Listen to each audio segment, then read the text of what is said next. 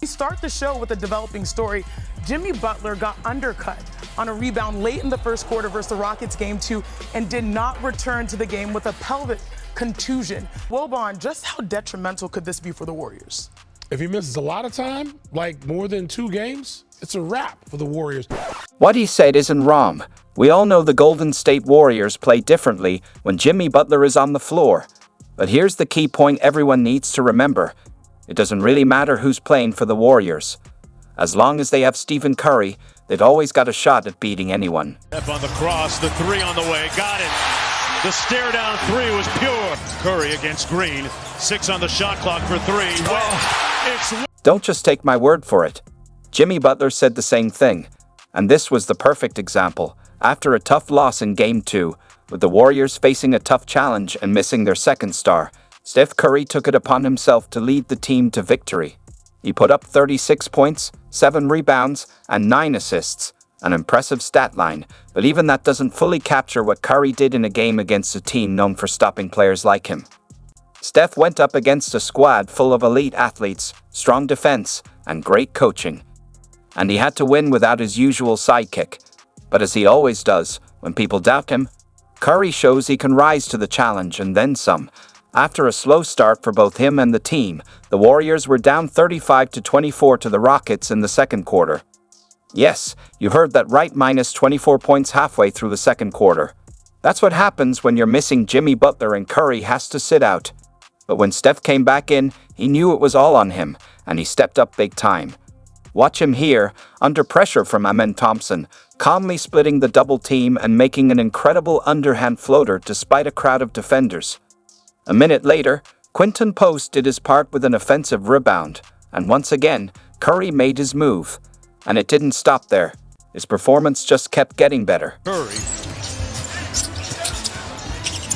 Off glass, got it, Steph. You saw the handle, the quick change of direction, the body control, and the finish off the glass.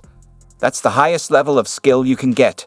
And when you're playing at that level, there's no way Alperen Sengun can keep up with Steph Curry, who drove right past him to score at the rim. Steph was everywhere, doing it all. He even got a stop on Fred VanVleet after a scoring spree, then made a perfect outlet pass to Buddy.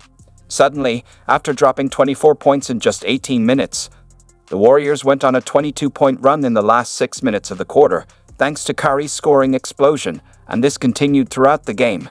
Steph combined his unmatched shooting with incredible ball handling, top-notch conditioning, and cold-blooded shot-making. One of his best moments came in the fourth quarter against Jalen Green. He got the ball from GP2, drove toward the basket, but Green stayed close. Steph gave a quick jab step, checked his feet, and in a split second, pulled up and drained a 3.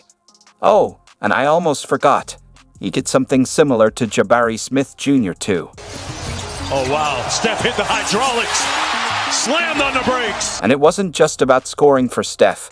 I mentioned the 9 assists. He was getting doubled, blitzed, tackled, and constantly pressured every time he touched the ball. Yet somehow, he still managed to drop 36 points. But that wasn't all. He also created easy opportunities for his teammates, setting them up for wide-open shots over and over again, like this incredible pass here. Wow, what a pass. Payton got it! A dime drop for the ages by Curry. Now, let's talk about the guy who made that shot, Gary Payton. I'll say this over and over. If there's one player I trust to step up when it matters most, besides the usual stars, it's GP2. Need clutch shots? He's got it. Want him setting screens for Steph and rolling to the basket? No problem. Need him making big defensive plays? You know he'll deliver. He's called the young glove for a reason. Time and time again, when the Warriors need someone to make a play, whether it's knocking down a corner shot, getting a big deflection, or stepping up on defense, GP2 is the guy. Seriously, I'm ready to build a statue for him.